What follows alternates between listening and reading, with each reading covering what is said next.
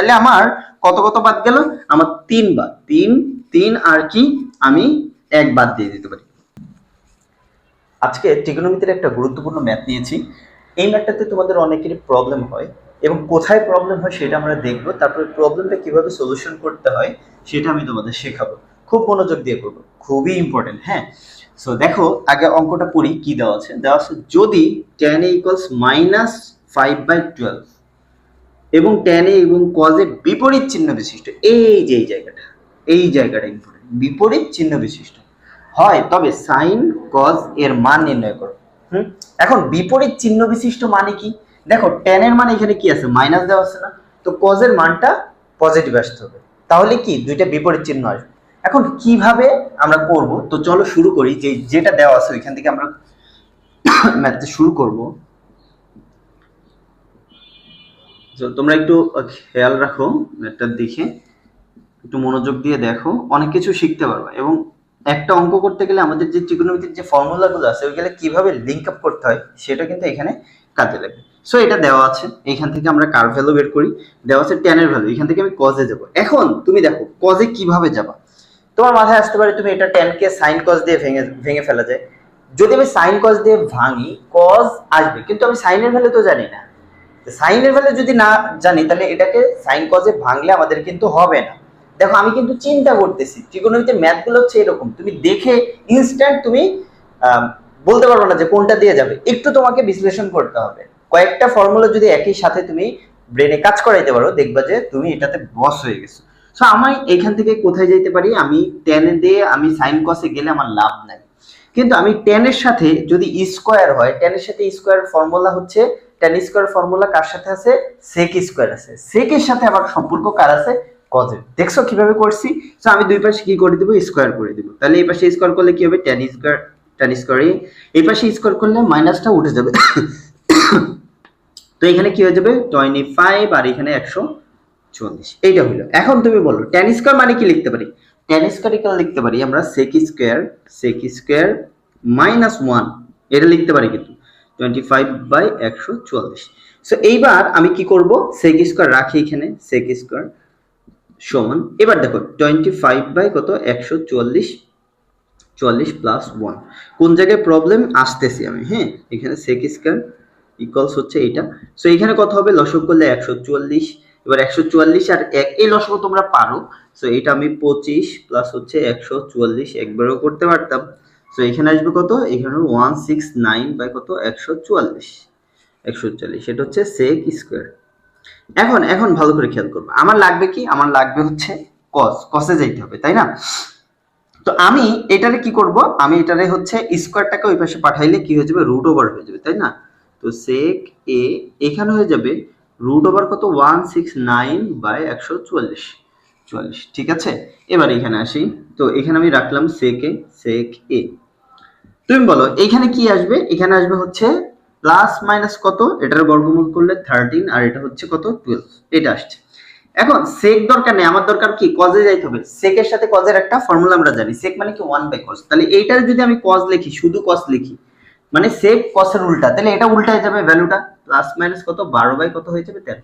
এখন তুমি বলো cos এর ভ্যালু কোনটা নিব, বলো মাইনাস, রুট ওভার উঠাইলে প্লাস মাইনাস হয়, প্লাস এর মান আসে মাইনাস মান আসে, আমি কোনটা নিব এখন, যেহেতু বলছে বিপরীত চিহ্ন বিশিষ্ট, tan এর মান কি নেগেটিভ, সো এই cos এর মানটা আমার নিতে হবে কি পজিটিভ, তাহলে 12 কত হয়ে যাবে 13, এইটা হচ্ছে cos এর ভ্যালু, ঠিক আছে। এইটা সমস্যা এখানে না, সমস্যা হচ্ছে এই sin এর ভ্যালু বের করতে গেলে, রাইট? এখন দেখো ভালো করে বুঝবা, এই অংশটা আমি দুই ভাবে করাই দিব, ঠিক আছে। এই sin এর ভ্যালুটা আমি দুই ভাবে বের করাই দিব। একটা হচ্ছে এইখান থেকে ফর্মুলা দিয়েই করে ফেলতে পারবো একটা, ওইটা খুব ইজি, ওখানে চিন্তা করা লাগবে না। কিন্তু আরেকটা জায়গা আছে, যেই জায়গাতে তোমাকে বুঝতে হবে যে সাইন পজিটিভ হবে না নেগেটিভ, ঠিক আছে। তো আমি আগে যেটা সহজ নিয়ম সেটাকে করাই দিই, tan a। সো এখানে আমরা লিখি এখন tan সমান কত জানি বলো, tan a ইকুয়ালস হচ্ছে -5 বাই কত 12। মনোযোগ দিবা ক্লাসটাতে। সো এইখানে দেখো tan সমান কি লিখতে পারবো, sin a বাই কি cos a লিখতেই পারি আমরা, cos a ইকুয়ালস -5 বাই কত 12। এবার আসো এখানে sin a যদি রাখি, sin a -5 বাই কত 12, এবার cos এর ভ্যালুটা এখানে যায় কি হয়ে যাবে, গুণ হয়ে যাবে। cos এই পাশে গেলে আমি লিখতেও পারি cos a, এবার জাস্ট গুণ করে দিব আমরা, তাই না? 5 কত -5/12 গুণ cos এর ভ্যালু কি আসছে, cos এর ভ্যালু দেখো 12 হচ্ছে 13, জাস্ট বসাই দাও, এটা ক্যালকুলেশন করলে কত আসতেছে -5 কত 13। এইটা হচ্ছে কার ভ্যালু, এটা হচ্ছে sin এর ভ্যালু, এই যে এটা sin এর ভ্যালু এটা পাইছি, আর cos এর ভ্যালু কিন্তু এটা পাইছি। এখন আমার অঙ্ক কিন্তু শেষ এখানে। এটা একটা ওয়ে, কখনো যদি এটা মাথায় না আসে তখন কি করবা, দেখো আরো ওয়ে আছে, এটা বোঝার আরো ওয়ে আছে। এবং ওইটা আমি যখন পড়াই, আমি যখন অফলাইন আমার ব্যাচে পড়াই, তখন আমি এইটাই বলি যে তোমাকে ট্রিকোনোমিতির ম্যাথগুলো নিয়ে খেলতে হবে। খেলনা যেরকম খেলনা নিয়ে আমরা খেলা খেলি, এই ট্রিকোনোমিতির ম্যাথ হচ্ছে এরকম খেলনার মতো। এটারে খেলতে খেলতে এমন অবস্থায় নিয়ে যাইতে হবে যেন তোমাকে যেখানেই দেবে ওইখান থেকে তুমি বের হয়ে আসতে পারো। তো চলো দেখি এটা কিভাবে করি। এখানে রাখলাম, আমরা এটা রেখে দিব এবং সেম ভ্যালু আসে কিনা আমরা দেখবো। হ্যাঁ, সো এই পর্যন্ত আমাদের করতেই হবে। আমরা জাস্ট এখন সাইন এর জন্য ক্যালকুলেশন করব। তো চলো কি করা যায় দেখি। সাইনের ভ্যালুটা পজিটিভ আসবে না নেগেটিভ আসবে ওইটা নিয়েই আমাদের টান। দেখো cos যখন বের হয়ে গেছে, cos বের হয়ে গেছে, এখন তুমি কি করবা, তুমি এটাও করতে পারো যে আমরা জানি কি বলো, যে sin স্কয়ার থিটা সমান হচ্ছে 1 - cos স্কয়ার। এই ফর্মুলা জানি না, জানি তো, তাই না? তো sin সমান কি হয়ে যাবে, sin a = √1 - cos স্কয়ারের ভ্যালু কি হয়ে যাবে 12/13 হোল স্কয়ার। বসাই দিলাম। এবার এটা ক্যালকুলেশন করি, 1 - 144 ডিভাইড 169। সো পুরোটা ক্যালকুলেশন করলে আসবে, রুটের ভিতরে আসবে 25 কত, আমি পুরোটা করি নাই। এখন এটা ক্যালকুলেশন করলে প্লাস মাইনাস কত আসবে, 5 কত আসবে 13। দেখো 5/13 চলে আসছে, সাইন এর ভ্যালু কি আসছে প্লাস মাইনাস 5/13। এর আগের ম্যাথটাতে আমাদের ডাইরেক্ট মাইনাস চলে আসছিল, সো এটা নিয়ে কোনো প্রবলেম নাই। প্রবলেমটা হচ্ছে এইবার যদি কখনো বাই এনি চান্স মান কিন্তু সেম চলে আসছে, এবার সাইনের যে ব্যাপারটার জন্য কখনো যদি তুমি মনে করো ম্যাথটা এইভাবে করে ফেলছো, এবার তুমি কি করবা, তুমি কি লজিক দিয়ে এখান থেকে বের হবে, সেটারও উপায় আছে। হ্যাঁ, সো উপায়টা কি দেখো, উপায়টা হচ্ছে আমরা একটু বিশ্লেষণ করবো এই জায়গাটাতে। ত্রিকোণমিতির হায়ার ম্যাথ একটা টপিক আছে, সেটা হচ্ছে চতুর্ভাগ। কোন ফাংশন কোন চতুর্ভাগে পজিটিভ, কি বলছি, কোন ফাংশন কোন চতুর্ভাগে পজিটিভ। এইখানে হচ্ছে সাইন আর কসেক কি পজিটিভ। সো এইখানে হচ্ছে tan আর cot, এইখানে হচ্ছে cos আর sec, এগুলো হচ্ছে কি পজিটিভ। এইখানে হচ্ছে অল পজিটিভ, মানে সব ফাংশন এখানে sin cos tan সবাই পজিটিভ। এইবার আসি যে এইখানে যে আমাদের ম্যাথটা দেওয়া ছিল, এইটা কোন ঘরে পড়ছে, কোন চতুর্ভাগে পড়ছে, এটা প্রথম, এটা দ্বিতীয়, এটা হচ্ছে তৃতীয়, অল টাইম ঘড়ি কাটার বিপরীতে। হ্যাঁ, এটা হচ্ছে চতুর্থ চতুর্ভাগ। এই চতুর্ভাগের মধ্যে কোথায় পড়ছে সেই অনুপাতে আমরা সাইনের যে চিহ্ন সেইটা নিব। হ্যাঁ, এখন দেখো আমি বলছি কি tan নেগেটিভ আর cos হচ্ছে কি বের হয়েছিল পজিটিভ, বিপরীত চিহ্ন বিশিষ্ট হওয়ার কারণে।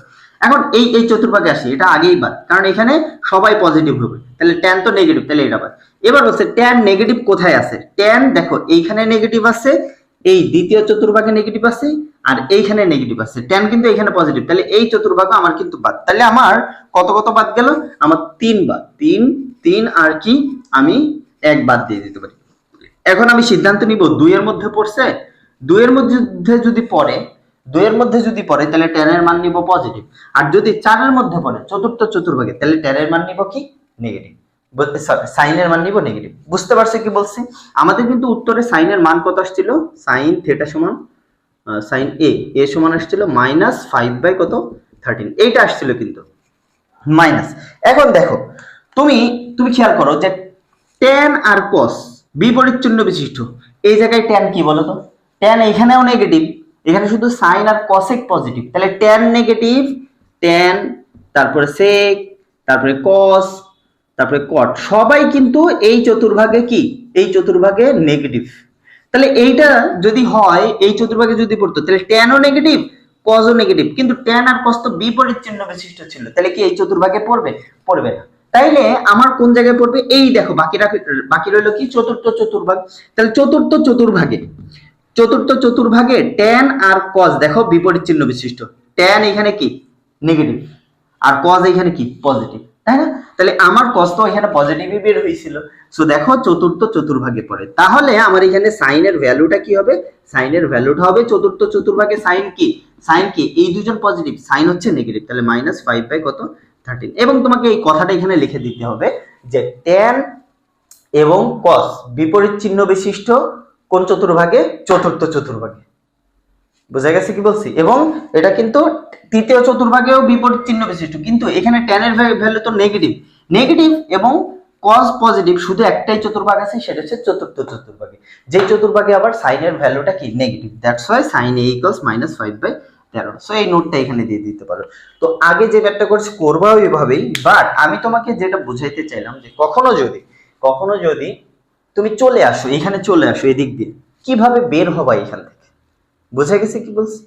সো এই হচ্ছে সুন্দর একটা বিশ্লেষণ ছিল। এইভাবে তুমি ম্যাথ করবা, এইভাবে ম্যাথ করলে তোমাকে আসলে বিট করা টাফ হয়ে যাবে। যেই টাইপের কোশ্চেনই দেখ, যেইভাবেই দেখ, তুমি কিন্তু এখান থেকে বের হয়ে চলে আসতে পারবা। আল্লাহ হাফিজ।